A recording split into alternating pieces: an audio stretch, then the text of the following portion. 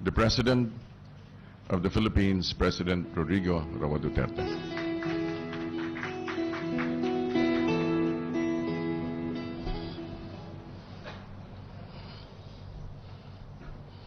Hindi mo kayo nakabarong. Kabarong ito. Well, ladies and gentlemen, my co-workers in government, mga mahal kong kababayan, I am leaving for Vientiane, Laos, to join other Asian leaders at the 20th and 29th ASEAN Summits and related summits.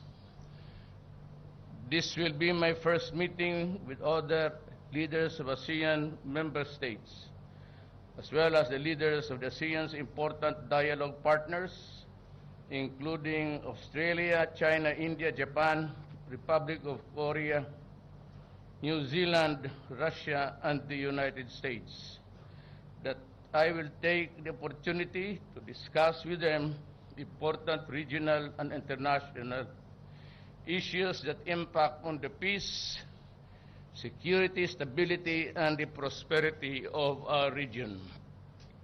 Recent events have shown that there are elements out there who seek to sow terror and wreak havoc in our society.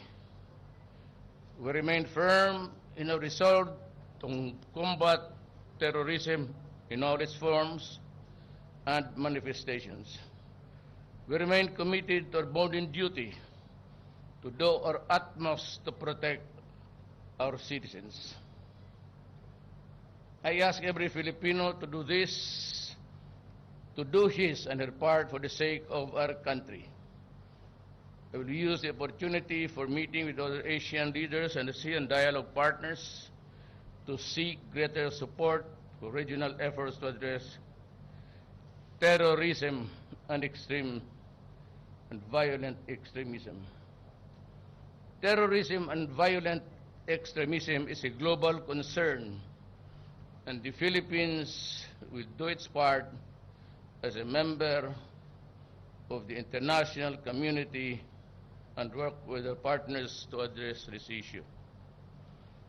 At the summits, ASEAN leaders will discuss the way forward in realizing the ASEAN Community Vision 2025 with the rules-based, people-oriented, people-centered ASEAN. The security of our region hinges on the cooperation of ASEAN member states as well as our dialogue partners. Consistent with the Philippines' cornerstone programs, we will call for renewed cooperation for a drug-free ASEAN community. The summits will also be an excellent opportunity to underscore the importance of the role of law and peaceful settlement of disputes. The interests of our people are at the heart of the ASEAN community building, and we shall work with our neighbors in addressing transnational issues such as trafficking of persons and terrorism and violent extremism. On the economic front, we shall discuss ways to make growth inclusive so that the benefits of economic growth are felt by every Filipino. This includes strengthening connectivity in the region, enhancing trade, underscoring the importance of micro and small and medium industries, and conserving and sustaining the growth environment. On those socio-economic aspects, we shall advance to improve access to education that will open opportunities for all, including out-of-the-school youths, to develop and realize their potentials to be productive and responsible members of society. We will continue engaging our neighbors on the promotion and protection of the rights of migrant workers. We will also push for the capacity building to improve emergency response and disaster management. I have the honor to accept, in behalf of the Philippines, the chairmanship of ASEAN in 2017 from Laos. This will formally mark an important leadership role for the Philippines in the region as we commemorate the 50th anniversary of the association next year.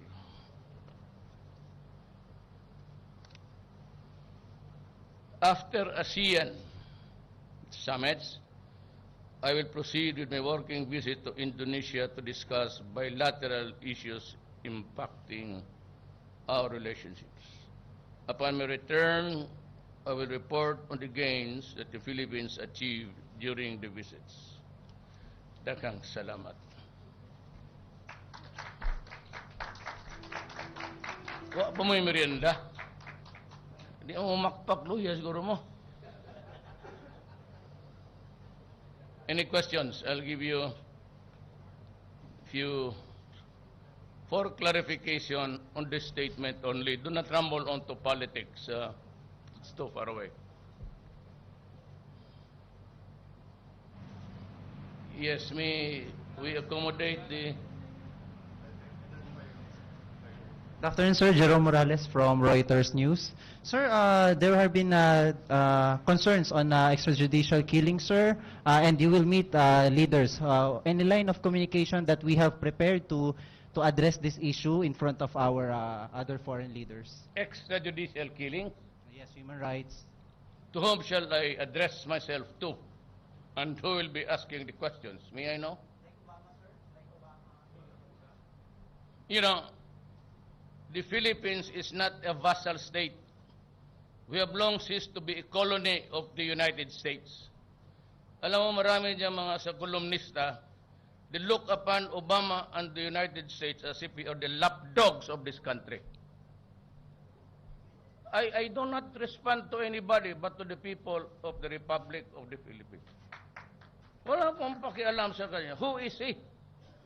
When as a matter of fact, at the turn of the century, before the Americans left the Philippines in the pacification campaign of the Moro in this island, there were about 6 million ang population ng Moro. How many died? 600. If you can answer that question and give the apology, I will answer him. I am not beholden to anybody. May mga kolumnista dyan na wait until he meets. Who is he? No, I am a president of a sovereign state, and we have long ceased to be a colony. I do not have any master except the Filipino people. Nobody but nobody. You must be respectful. Do not just throw away questions and statements. Putang ina, mumurahin kita dyan sa forum na yan. Mga ganun yun. Tell that to everybody. Ito mga kolumnista, para ba akong tinatakot? Anak ka na. Umalis kayo dyan sa Pilipinas. Pumunta kayo doon sa Amerika. You write columns, you're the lapdogs of this American. Who is it to confront me? As a matter of fact, he has too many. America has one too many to answer for the misdeeds in this country. Hanggang ngayon, hindi pa tayo nakatigil ng apology niyan.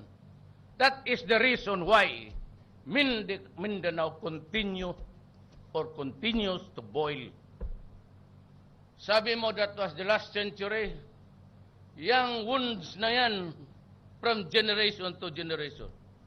As a matter of fact, we inherited this problem from the United States. Why? Because they invaded this country and made us their subjugated people. Everybody has a terrible record of extrajudicial killing. Why make an issue about fighting crime? Nahingi na niya maubos-ubos yan sa Mexico border niya.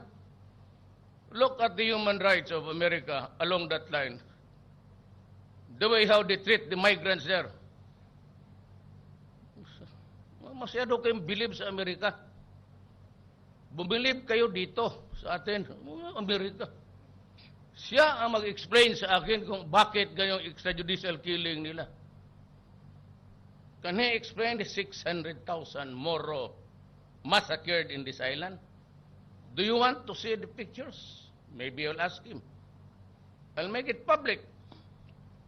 We have a recorded history of that sordid period of our national life. Nobody but nobody can just... Sino ka? Yung mga American Indians mo, sa sini lang, inubos mo eh. Oh, what about the rights of those guys who died in the past? Is it because it's just the past tense, we do not answer for the present tense?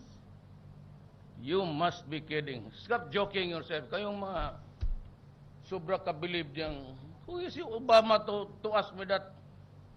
I'll tell him, who are you? Tell him that.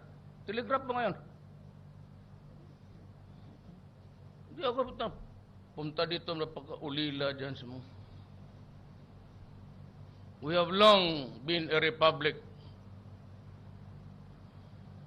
I do not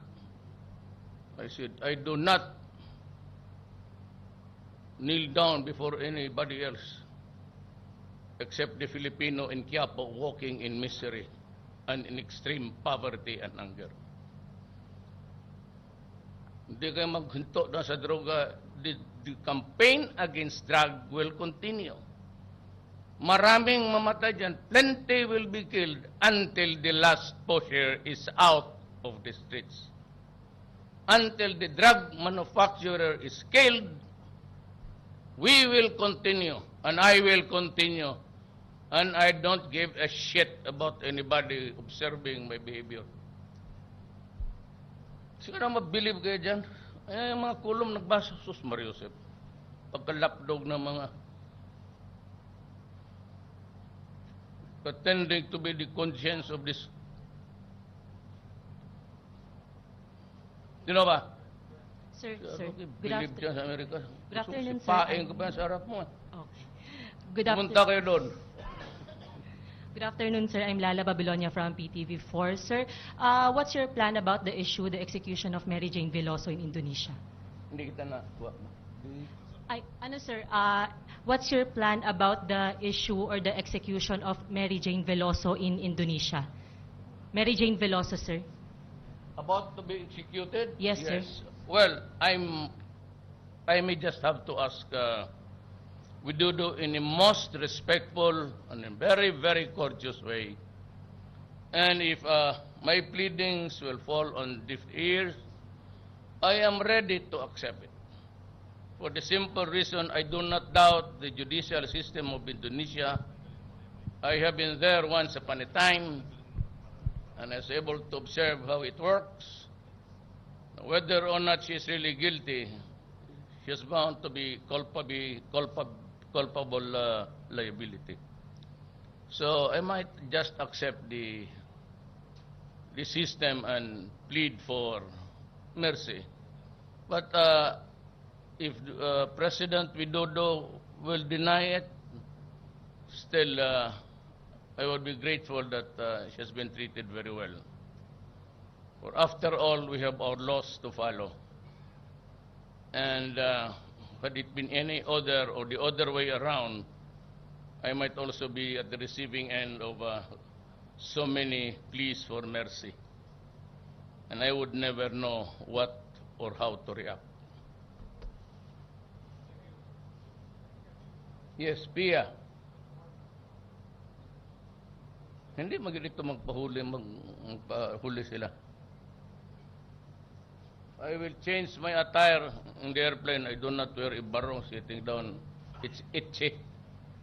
Sir, good afternoon. Could we just find out more about your declaration of state of lawlessness and when we can expect parameters or guidelines of the implementation? For example, how long it will take, if there will be any curfews on certain areas, siguro more specifics on your declaration, or if we can expect a document?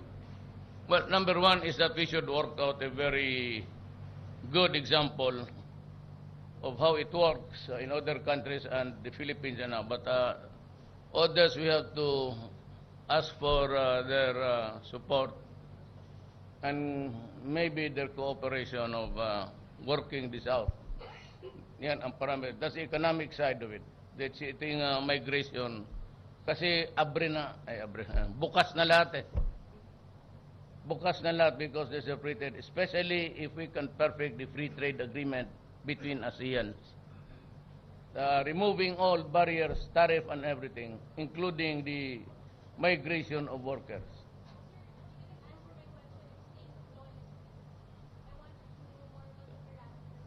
Wala mang lawlessness doon, yung lang man sa dito, tayo yan. I will not discuss it with them. I will not discuss it with them. I thought I said they better talk on the economic side. It's an internal affair which nobody should interfere, including the so-called judicial killing of the drug lords and the apparatus members of the drug syndicates.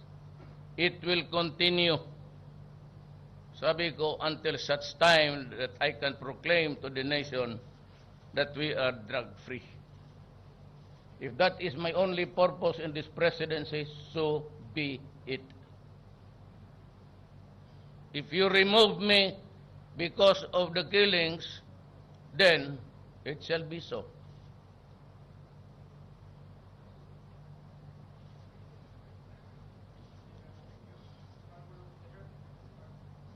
Again, I would like to, there are a lot of you, so much about extrajudicial killing, then connect it with Obama.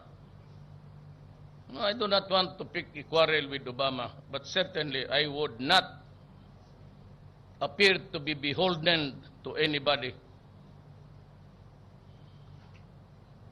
I only am answerable again to the Filipino people who elected me as president. Period. Nobody but nobody should interfere. This is an independent country. Nobody has the right to lecture on me. God, do not do it.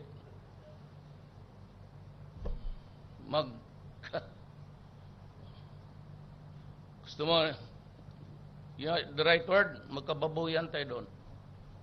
Ginawa mo sa akin yan. I do not accept that proposition that anybody is superior than me. We're supposed to be equal there. My country might be small, hardly keeping up with the economic problems, but I will not allow myself to insultuhin mo yung Pilipino. But there are others who has the mental capacity of dogs who laugh at the ass of the Americans. Salamat. Ikaw ang pamulo para sa pagbabago. Sawa na ang bayan ko sa magnanakaw na tao.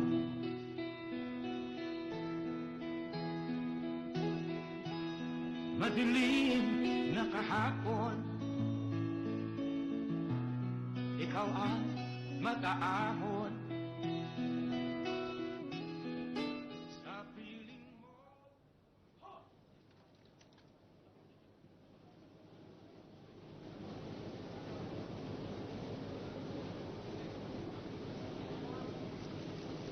Ready? Hold. Yes, sir. Thank you.